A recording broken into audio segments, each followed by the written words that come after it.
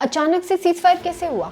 हम सब शॉक्ड ही थे कि 3 घंटे बाद सीज फायर तोड़ा गया पाकिस्तान की तरफ से और फिर से हैवी शेलिंग शुरू हो गई भारत के मल्टीपल लोकेशंस पे।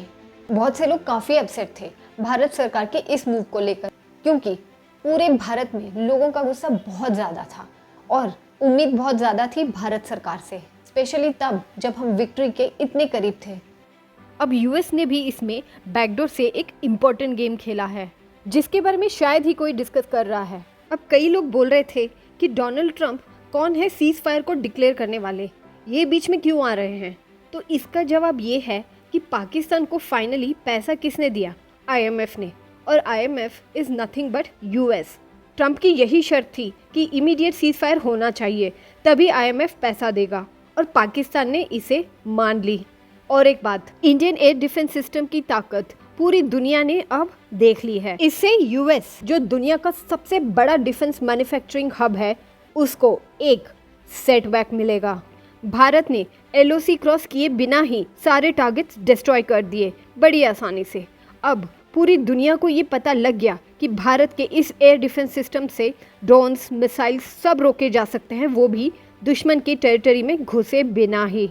आकाश तीर डीआरडीओ द्वारा बनाया हुआ एयर डिफेंस सिस्टम जो कि 100% एफिशिएंट है और इजराइल के आयरन डोम से भी ज़्यादा ताकतवर है, क्योंकि इजराइल का आयरन डोम सिर्फ 98% एफिशिएंट है। तो अब ये भारत का एयर डिफेंस सिस्टम पूरी दुनिया की नज़र में आ चुका है। इससे पहले हम ज़्यादा इसके बारे में बात नहीं करते थे क्योंकि भारत ने कभी इसे टेस्ट किया ही नहीं था। तो बहुत जाहिर सी बात है कि इसकी डिमांड अब मार्केट में बढ़ेगी, तो हर कोई कंट्री अब आके बोलेगा कि मुझे भी अब ये डिफेंस सिस्टम खरीदना है। तो यूएस के डिफेंस मैन्युफैक्चरिंग यूनिट पर बहुत बड़ी मार पड़ने वाली है। तो इससे पहले कि भारत अपने एयर डिफेंस की ताकत का और प्रदर्शन करे, ट्रम्प चाहते थे कि जल्द से जल्द सीज फायर हो जाए। तो क्या भारत सरकार ने गलत डिसीजन लिया था सीज फायर पे अग्री करके? इसका जवाब देने के लिए इस पूरे गेम को समझना पड़ेगा। आईएमएफ ने पाकिस्तान को जो 2.4 बिलियन डॉलर दिए थे, उसके लिए कंडीशन ही सीज फायर थी और पाकिस्तान पे ट्रस्ट बिल्कुल नहीं किया जा सकता और ये बात भारत सरकार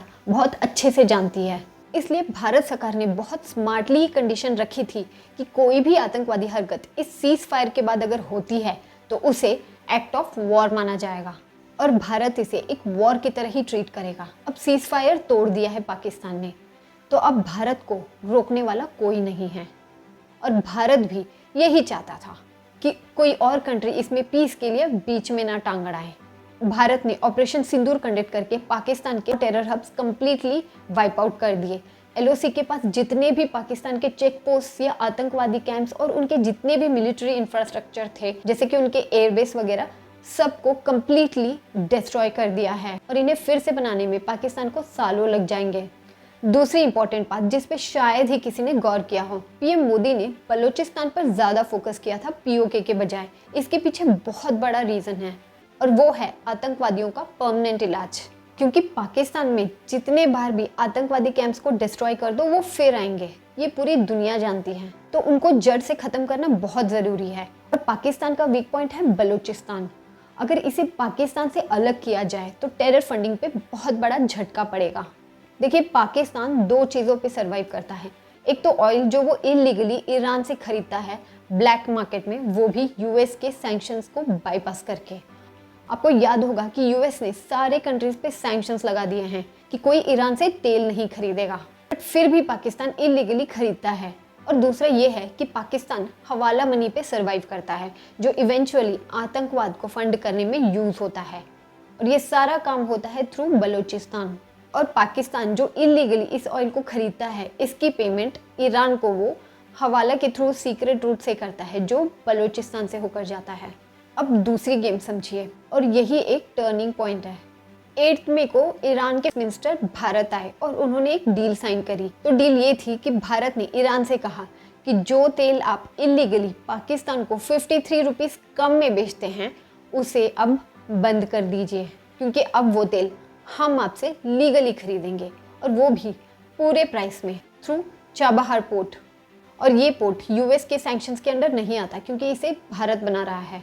इस डील से पाकिस्तान की जो हवाला इकोनॉमी है विच इज़ वर्थ $457 बिलियन, ये पूरी तरह से कोलैप्स हो जाएगी और भारत और ईरान के इस डील से पाकिस्तान की कमर ऐसे टूटेगी कि वो फिर से आतंकवादियों को फंड नहीं कर पाएगा।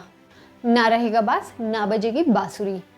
इसीलिए बलूचिस्तान का इंडिपेंडेंट होना बहुत ज़रूरी था, जो ऑलमोस्ट हो चुका है। उन्होंने कल इंडिपेंडेंस डिक्लेयर कर दी थी। अगर आपको ये वीडियो अच्छी लगी तो प्लीज़ लाइक करें और चैनल को सब्सक्राइब ज़रूर करें, क्योंकि ऐसी वीडियोस बनाने में काफ़ी मेहनत लगती है और आपके एक सब्सक्राइब से मेरी काफ़ी हेल्प होती है। जय हिंद।